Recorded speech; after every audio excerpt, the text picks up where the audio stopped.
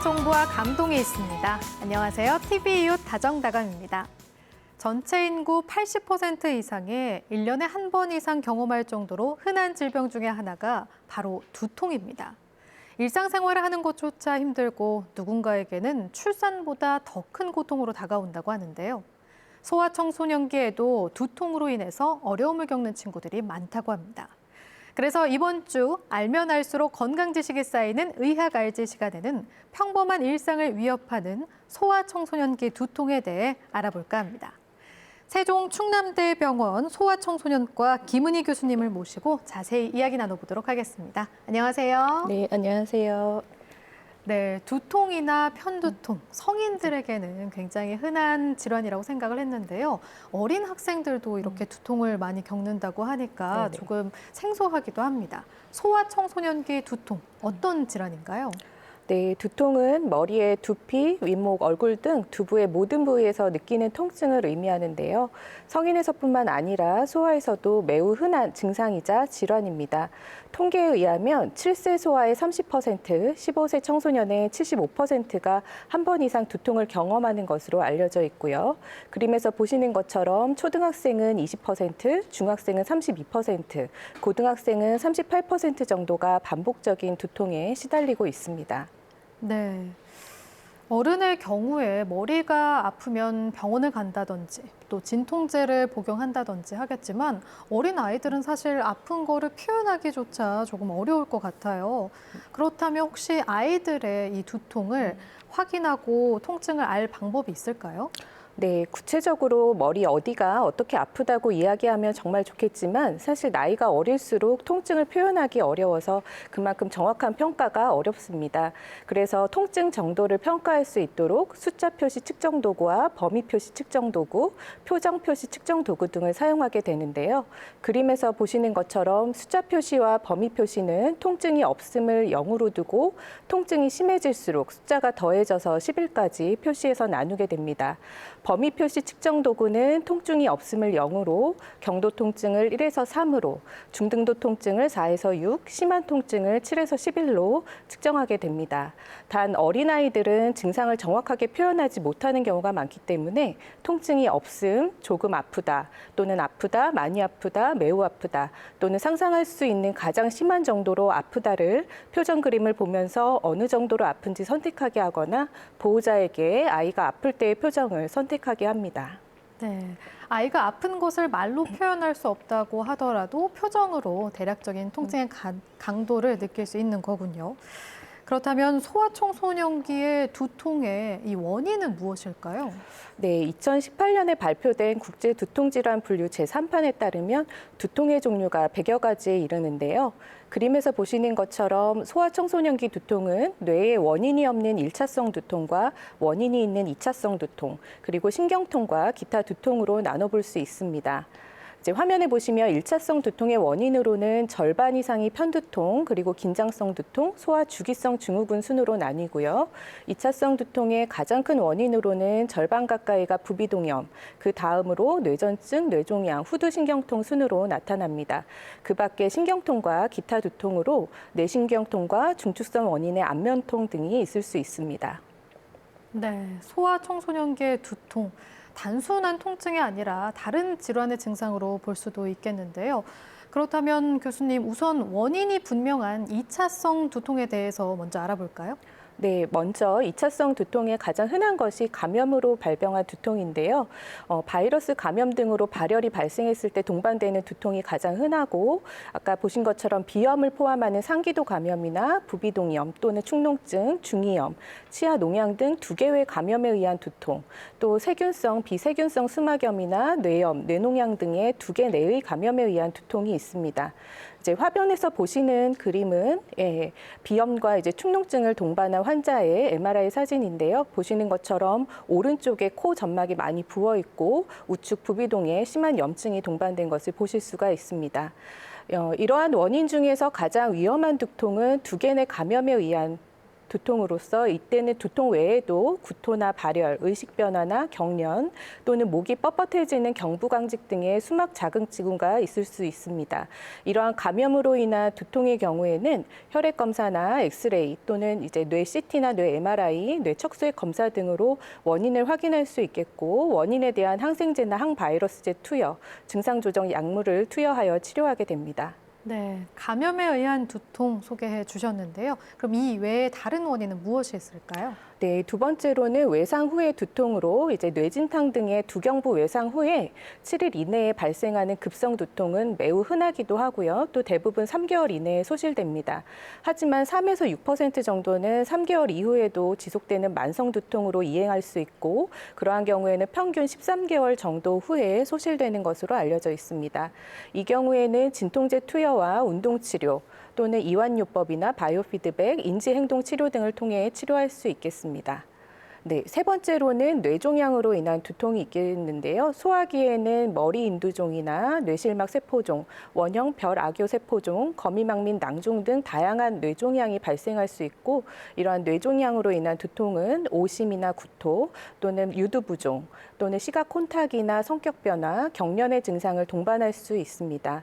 특히 아침에 심한 두통, 기침으로 악화될 수 있는 그런 두통의 특징을 보이고요. 종양의 위치에 따라서 두통의 위치가 달라질 수 있겠습니다.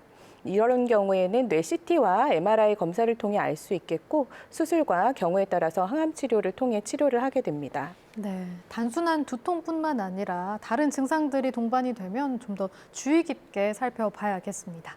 그럼 다음 원인 이어서 설명 부탁드릴게요. 네, 네 번째로는 수두증으로 인한 두통이 있을 수 있는데요. 수두증은 뇌척수액의 생성이나 흐름 혹은 흡수의 장애로 중추신경계 안에 뇌실 용적이 증가하는 상태를 의미합니다. 이제 선천적인 원인으로는 수도관 폐쇄나 아놀드 키아리 기형, 댄디 워커 기형, 골기형 등이 있을 수 있고 후천적 원인으로는 세균이나 결핵 수막염에 의한 뇌척수액 통로의 유착, 또는 뇌출혈 후의 수두증, 뇌종양으로 발생할 수 있습니다. 화면에 보시면 이제 폐쇄성 수두증으로 인해서 이렇게 뇌실의 크기가 커진 MRI 사진을 보실 수가 있겠고요. 이러한 수두증은 신생아기 영아기에는 머리가 큰 대두증이나 성장장애 또는 발달지연이나 자극과민, 구토나 행동변화, 졸음 증상 등으로 증상이 나타날 수 있겠고 2세 이후에는 두통 외에도 경련이나 오심, 구토, 졸림 증상, 보행장애나 학습장애, 눈과 손의 협조장애, 행동장애나 안구운동장애, 저신장, 거인증 또는 비만이나 사춘기 지형, 무월경, 요붕증 등 다양한 증상으로 나타날 수 있습니다.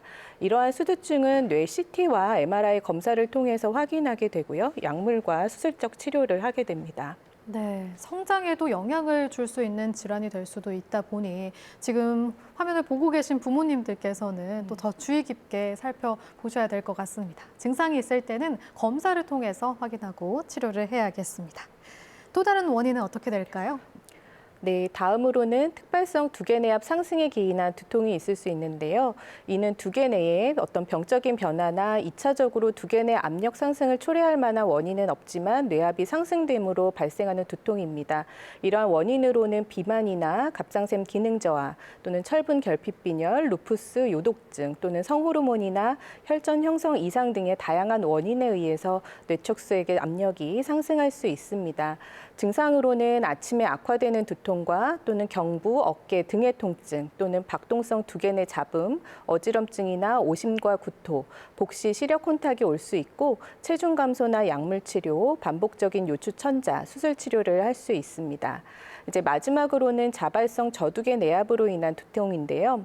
저두개 내압은 경막이 찢어지면서 뇌척수액 유출로 생기게 되고 특징적인 증상은 자세 변화에 따른 급성 두통으로 누워 있으면 완화되고 앉아 있거나 서 있으면 악화되는 특징을 보입니다. 경부 통증과 뻣뻣함, 복시, 오심, 구토, 이명, 현기증 또는 청력 이상이나 경련, 인지 이상 증상이 있을 수 있고 뇌 MRI 검사로 진단 후에 절대적인 침상 안정과 또는 경막외의 혈액 봉합술 등으로 치료하게 됩니다. 네, 이렇게 다양한 원인이 있다 보니까 아이가 머리가 아프다고 하면 덜컥 겁부터 날 것 같은데요. 그래서 많은 분들이 궁금증을 사연으로 보내주셨습니다. 안녕하세요. 40대 엄마입니다. 초등학교 입학을 앞둔 아이가 머리가 아프다고 해서 MRI 촬영을 2번 했습니다. 소아에게 MRI 촬영을 여러 번 하면 인체에 해롭다는 말도 있고 자기장 원리라서 괜찮다고도 하는데 아이에게 뇌 영상 검사가 필요한가요? 네, 머리가 아픈 것으로 뇌 영상 검사를 받는 것에 걱정이 된 시청자분의 사연인데요. 교수님, 이 소아청소년기 두통 환자는 언제 뇌 영상 검사가 필요할까요? 네, 일반적으로는 두통 자체가 매우 심하고 급격하게 악화되는 경우에는 뇌영상 검사가 반드시 필요합니다. 그리고 두통 외에 경련이나 심한 어지럼증 또는 구역과 구토, 편마비나 감각 이상, 떨림 등의 신경학적 이상 증상이 동반되는 경우, 그리고 시력 저하나 시야 이상, 안구 통증 등 동반되는 경우에도 뇌영상 검사를 진행하게 됩니다. 또한 두통이 기침에 의해 유발되거나 악화되는 두통 또는 두통 때문에 잠이 깨거나 아침에 깨어나자마자 심해지는 두통의 경우에도 기질적 원인에 대한 감별을 위해서 뇌영상 검사를 진행하게 됩니다. 그리고 6세 미만의 소아 등 두통 증상에 대한 표현이 정확하지 못한 소아, 그리고 성격 이상이나 학습 장애 등을 동반하는 두통의 경우에도 검사가 필요하겠습니다. 그리고 앞서 질문에서 MRI 검사를 반복해도 되는지 질문을 주셨는데요. CT 같은 경우에는 방사선 조사량이 많기 때문에 불필요하게 많은 검사를 반복할 필요는 없지만 MRI의 경우에는 자기장의 원리를 이용하기 때문에 필요한 경우에 검사하거나 반복 검사를 하는 것은 안전하다고 할 수 있겠습니다. 네. 소아청소년기 2차성 두통의 다양한 원인과 시청자 사연까지 알아봤는데요. 그렇다면 소아청소년기 1차성 두통이란 무엇인가요? 네, 소아청소년기의 1차성 두통은 크게 소아편두통, 또 소아기 주기성 증후군, 소아긴장형 두통으로 나눌 수 있습니다. 소아편두통은 반복적인 두통과 머리 한 부분의 통증, 박동성 두통의 특징을 보이고요. 구역, 구토, 빛이나 소리, 냄새에 대한 민감한 증상이 흔하게 동반됩니다. 소아편두통은 반복적인 심한 두통의 가장 흔한 원인으로 5에서 15세 소아 중에 10.6%, 15세 이상 청소년에서 28% 정도가 편두통 진단을 받습니다. 어린 나이에는 남녀 발병률이 비슷하지만 청소년기가 지나면서 여학생이 더 높은 유병률을 보여주게 되는데요. 두통은 호르몬 변화에 많은 영향을 받기 때문에 실제 월경 전후로 두통을 호소하는 경우도 많고 10대에서 50대 가임기 여성 환자 수가 남성보다 많이 나타나고 있습니다. 소아청소년기 편두통은 무조짐 편두통, 조짐 편두통, 주기성 증후군으로 나눠지게 됩니다. 네, 저도 사실 편두통이 굉장히 많은데 소아청소년기뿐 아니라 전체 편두통을 겪는 환자 중에 여성의 비율이 훨씬 높았군요. 이 편두통이 무조짐 편두통, 조짐 편두통, 주기성 증후군으로 나누어질 때 무조짐 편두통, 그러니까 아무런 반응 없이 나타나는 증상인데요. 진단하는 방법이 있을까요? 네, 무조짐 편두통은 조짐 증상 없이 발생하는 편두통으로 보이시는 4가지 항목을 모두 만족하는 두통 발작이 최소한 5회 이상 발생하는 경우 진단할 수 있습니다. 첫 번째는 치료를 하지 않거나 치료가 불완전한 경우에 두통 발작이 1시간에서 72시간 이상 지속되는 경우, 그리고 두통의 특징이 다음 4가지 중에 최소한 2가지 이상의 특징을 보이는 경우인데요. 첫 번째는 양측성 혹은 일측성의 두통, 그리고 두 번째는 박동성의 두통, 세 번째는 중등도 또는 심도의 통증 강도, 그리고 네 번째는 걷기, 계단 오르기 같은 일상적인 신체 활동에 의해서 악화되는 4가지 특징 중 2가지 이상이어야 합니다. 그리고 세 번째는 두통이 있는 동안 다음 중 최소한 1가지 이상의 증상이 동반되어야 하는데요. 첫 번째는 구역 또는 구토, 두 번째는 빛 공포증 또는 소리 공포증이 되겠습니다. 그리고 마지막으로는 이러한 두통이 다른 질환에 의한 두통이 아닌 경우에 편두통으로 진단할 수 있겠습니다. 네, 그렇다면 조짐 편두통은 어떤 증상이 나타나는 건가요? 네, 조짐 편두통이란 시각과 감각, 언어 장애 등의 조짐 증상이 동반되는 편두통을 의미하는데요. 조짐 증상이란 편두통이 일어날 것이라는 일종의 신경학적 경고 증상이라고 할 수 있습니다. 이 중 가장 흔한 조짐은 시각 조짐으로서 보이시는 그림처럼 빛이 반짝거리거나 흐리게 보이거나 보이지 않는 증상이고, 감각 조짐은 손이나 팔에 벌레가 기어가는 느낌, 또 얼굴 감각 이상이 나타나는 것이고, 또는 말하기가 어렵거나 말을 할 수 없는 언어장애 조짐도 드물게 있을 수 있습니다. 이제 또 다른 조짐 편두통으로는 기저 편두통과 편마비 편두통이 있는데요. 기저 편두통은 조짐 편두통 특징에 이제 어지럼증이나 운동실조, 시야장애나 복시, 이명, 청각 과민, 조음곤란, 양측 감각장애, 의식장애 등의 다양한 뇌관 증상이 동반되는 것이고, 편마비 편두통이란 말 그대로 조짐 증상으로 편측의 운동 악화나 마비 증상을 동반하는 편두통을 의미합니다. 네, 편두통으로 인해서 이렇게 시각, 청각, 다른 감각 증상까지 영향을 받으면 일상생활에 큰 불편을 겪을 것 같은데요. 이런 증상이 혹시 있으시다면 전문의와 상의해 보시면 좋을 것 같습니다. 그렇다면 교수님, 소아청소년기 두통, 그중에서 편두통은 왜 생기는 걸까요? 네, 편두통의 원인은 그림을 보면서 설명드리겠습니다. 이제 편두통의 발생 기전으로는 신경염증이 중요한 역할을 하고 있다고 알려져 있는데요. 여러 요인에 의해서 신경염증 반응이 활성화되면 뇌신경 중 하나인 3차 신경 말단에서 두통을 유발하는 신경물질이 분비되게 되고, 이는 뇌혈관이나 경막혈관의 세로토닌 수용체에 작용해서 혈관을 확장시키고 혈관 밖으로 신경펩타이드라는 물질을 분비시키게 됩니다. 이렇게 분비된 신경펩타이드는 다시 3차 신경 수용체에 작용해서 통증 신호가 두뇌에 전달되면서 편두통이 발생하게 됩니다. 네, 신경염증의 활성화로 편두통이 발생하는 거였군요. 소아청소년기 1차성 두통의 하나인 편두통에 대해서 알아보았고요. 그 다음으로 1차성 두통, 그중에서 소화기 주기성 증후군에 대해서 알아보도록 하겠습니다. 교수님, 먼저 소화기 주기성 증후군에 대한 설명을 부탁드리겠습니다. 네, 소화기 주기성 증후군은 편두통의 한 부류로 갑자기 돌발적으로 시작되었다가 저절로 회복되는 양상이 반복되는 특징을 보입니다. 이제 편두통과 유사한 임상 증상과 편두통 가족력이 더해진 편두통의 전 단계로 이야기되기도 합니다. 소화기 주기성 증후군에는 주기성 구토 증후군 또는 복부 편두통, 소화기 양성 돌발 현운이 있는데요. 두통 대신에 구토나 복통, 어지럼증 증상이 반복적으로 발생하는 질환이라고 할 수 있겠습니다. 이러한 주기성 증후군을 보이는 소아 중에서 상당수가 성인기의 편두통으로 이행되는 것으로 알려져 있어서 편두통과 유사한 기전으로 발생하는 것으로 생각되고 있고요. 뇌와 장이 기능적으로 매우 긴밀하게 관련되어 있음을 보여줍니다. 먼저 주기성 구토증후군은 학동기 소아의 약 2%에서 발생하게 되는데요. 원인을 알 수 없는 심한 구토가 동일한 양상으로 발작적으로 반복되는 것을 진단 기준으로 살펴보면 한 환자에서 일정한 형태의 심한 구역과 구토가 예측 가능한 주기성을 가지고 최소 5회 이상 발생하고, 구토 발작의 특징으로 1시간에 최소 4회 이상의 구역과 구토를 보이고, 이러한 증상이 최소 1시간 이상에서 열흘까지 지속되고, 또 구토 발작 사이에는 일주일 이상의 간격이 있으면서 그때는 아주 정상적인 건강 상태를 유지하고, 이러한 구토 발작이 다른 원인에 기인하지 않고 병력이나 진찰에서 다른 위장관 질병이나 신장 질환을 시사하는 소견이 없어야 합니다.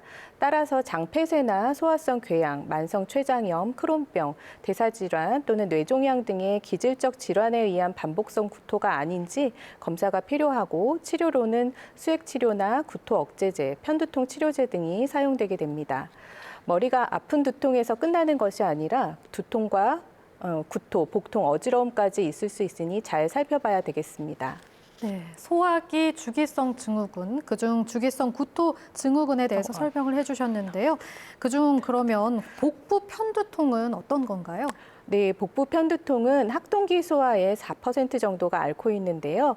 진단 기준을 보시면 복부 중앙에 갑자기 발생하는 심한 강도의 복통 발작이 복통이 2시간에서 72시간 지속되고, 복통이 배꼽 주위나 또는 경계가 불분명하지만 중앙선에 위치하고 둔하거나 그냥 아픈 통증, 중등도 이상의 강도로 나타날 때, 또 복통 발작이 식욕부진과 구역, 구토, 창백 2가지 이상의 증상을 동반할 때, 그리고 이러한 복통이 다른 원인에 기인하지 않고 병력이나 진찰에서 위장관 질병이나 신장 질환을 시사하는 소견이 없거나, 또 적절한 검사로 배제되고 이를 모두 만족하는 복통 발작이 이제 최소 5회 이상 발생하는 경우 진단하게 됩니다. 단 이러한 반복성 복통이 있을 때는 간별 질환으로 위식도 역류나 십이지장 궤양, 염증성 장질환, 변비, 음식 불내성, 흡수장애 등에 의한 복통을 감별해야 하겠고요. 복부 편두통으로 진단 시에는 진토제 및 진통제, 편두통 치료제로 치료하게 됩니다. 네, 어릴 때 배가 아프다, 또 머리가 아프다라고 하면 꾀병으로 오해받을 수도 있었는데 이게 사실 다 연결이 되는 거였네요. 가볍게 넘기면 안 될 것 같습니다. 소화기 주기성 증후군의 마지막 소화기 양성 돌발 현운인데요. 이름이 참 어렵네요. 이 설명 부탁드리겠습니다. 네, 소화기 양성 돌발 현우는 소화 어지럼증의 가장 흔한 원인으로 4에서 10세에 주로 발병하고 소화의 2.6% 정도에서 발생하는데요. 이제 설명할 수 없는 짧은 시간의 비틀거림이나 균형 감각 상실, 또 어지럼증, 구역 구토, 두통 등 멀미와 유사한 증상을 보이고 잠을 자면 증상이 사라지는 특징을 보입니다. 이렇게 심한 어지럼증이 반복되는 경우에는 반드시 전정신경염이나 중이염, 메니에르병, 외상이나 감염, 종양, 뇌전증 등과의 감별이 필요하겠고요. 대증적 치료, 항구토제, 편두통 치료제로 치료하고 자연적으로는 대부분 호전되지만 역시 상당수에서 편두통으로 진행할 수 있습니다. 네. 우리가 멀미가 있을 때 잠을 자곤 하는데 멀미와 유사한 증상이라 그런지 잠을 자면 또 함께 사라질 수가 있군요. 그래도 증상이 반복되면 감별을 꼭 받아야 한다는 점 잊지 마시길 바라겠습니다. 소화 1차성 두통의 3가지 분류 중에서 마지막 소화 긴장형 두통에 대해서 알아보도록 하겠습니다. 소화 긴장형 두통, 이건 어떤 건가요? 네, 소화 긴장형 두통이란 편두통과 함께 소아 청소년기에 발생하는 흔한 1차성 두통으로 신경성 두통, 스트레스성 두통, 근수축 두통 또는 정신성 두통 등으로 불리기도 합니다. 학동기와 청소년기에 10에서 25% 정도의 유병률을 보이고 나이가 들수록 증가하는 경향을 보이는데요. 긴장형 두통은 비박동성 두통, 양측성, 또 압박감, 조이는 느낌, 또 편두통보다 약한 강도이면서 목이 뻣뻣한 느낌, 이마에 띠를 두른 듯한 띵한 느낌 등의 특징을 보이고 걷기나 계단 오르기 같은 일상 신체 활동에 의해서는 악화되지 않습니다. 그리고 구역이나 구토 증상이 동반되지 않고요. 다만 빛 공포증이나 소리 공포증 중 한 가지는 동반될 수 있고 이러한 특징의 두통이 30분에서 7일간 지속되면서 최소 10회 이상 발생하는 경우 진단하게 됩니다. 이러한 긴장형 두통은 과도한 스트레스나 근육의 지속적인 수축으로 인해서 발생하고요. 급성기에 약물 치료와 비약물적 예방 치료를 하게 됩니다. 소아 청소년기 1차성 두통까지 알아봤습니다. 이번에는 소아 청소년기 두통과 관련한 오해와 진실을 알아보도록 하겠습니다. 먼저 첫 번째입니다. 두통도 유전이 될 수 있다. 교수님, 저는 개인적으로 X였으면 좋겠는데 정답이 무엇인가요? 네, 정답은 세모입니다. 앞서 말씀드린 것처럼 두통의 원인이 워낙 다양하기 때문에요. 원인에 따라서 유전 여부도 달라지게 되는데요. 주로 1차성 두통인 편두통이나 만성 긴장형 두통의 경우에는 유전학적 요인이 관련성이 높은 것으로 알려져 있고 실제 가족력을 보이는 경우가 많습니다. 네, 그렇군요. 그럼 바로 두 번째로 넘어가 보겠습니다. 두통을 참기 어려울 때마다 약을 먹어도 괜찮다. 저도 두통이 좀 심하면 약을 먹는 편인데 이렇게 약을 먹어도 되는 걸까요? 네, 정답은 O입니다. 네, 편두통의 경우 두통의 악화 요인 제거와 생활 습관 개선이 우선적으로 중요하지만 이제 급성기에 두통이 주 1회 이상 있거나 또 두통이 심해서 학교 생활에 지장을 주는 경우에는 두통의 빈도와 강도를 줄이고 또 지속 시간을 줄여서 일상생활을 유지할 수 있도록 타이레놀이나 브루펜 같은 진통제를 복용하여 치료를 하게 됩니다. 다만 무분별하게 오남용하지 않도록 주의해야 하겠고요. 또 진통제를 주 2회 이상 지속적으로 복용하는 상황이 발생하는 경우에는 약물 복용에 대한 교육 및 예방치료 등을 위해서 전문의 진료를 받으시길 권합니다. 그리고 약물 치료만으로 두통을 완전히 치료할 수 없고 유발인자와 동반 질환을 꾸준히 함께 관리해서 만성화되지 않도록 조절하는 것이 중요하겠습니다. 네, 역시 적절한 양의 복용이 중요할 것 같고요. 동반 질환을 함께 관리해야 된다는 것 기억해 둬야겠습니다. 그럼 오해와 진실 마지막 뜯어보겠습니다. 두통도 예방이 가능하다. 교수님 말씀 부탁드릴게요. 네, 정답은 O입니다. 소아청소년기 두통은 두통의 악화 요인을 제거하고 생활 습관을 개선함으로써 충분히 예방할 수 있습니다. 특히 스트레스, 수면 부족, 또 비디오 게임이나 과도한 빛이나 소리 자극, 과도한 흥분, 또 생체 리듬의 변화 등 두통의 악화 요인을 줄여가는 것이 중요하겠고요. 또 규칙적인 생활과 운동, 수면 습관 개선, 충분한 수분 섭취 및 식습관 개선, 스마트폰 등 전자기기 사용 제한 등의 생활 습관 개선이 함께 필요합니다. 네, 소아청소년기 두통에 대한 내용, 원인부터 오해와 진실까지 알아봤는데요. 교수님 마지막으로 당부하시는 말씀 한 말씀 부탁드리겠습니다. 네, 코로나19가 이제 3년째 지속이 되면서 이제 소아청소년의 건강에 많은 문제가 발생하고 있는데요. 신체 활동의 현저한 감소, 불규칙한 수면, 또 식사 습관의 잘못, 또 과도한 스마트폰 사용의 증가, 스트레스의 증가 등으로 두통과 함께 비만, 수면 장애, 정서 및 행동 장애 등이 증가하고 있습니다. 두통이 반복되면서 일상생활에 불편이 발생하는 경우라면 정확한 진단과 적절한 치료 관리를 위해서 전문의 진료를 받으시는 것이 필요하겠고, 또 지속되는 코로나 상황 속에서 건강한 신체 기능과 안정된 생활을 유지할 수 있도록 개인과 사회 모두의 노력과 관심이 필요하겠습니다.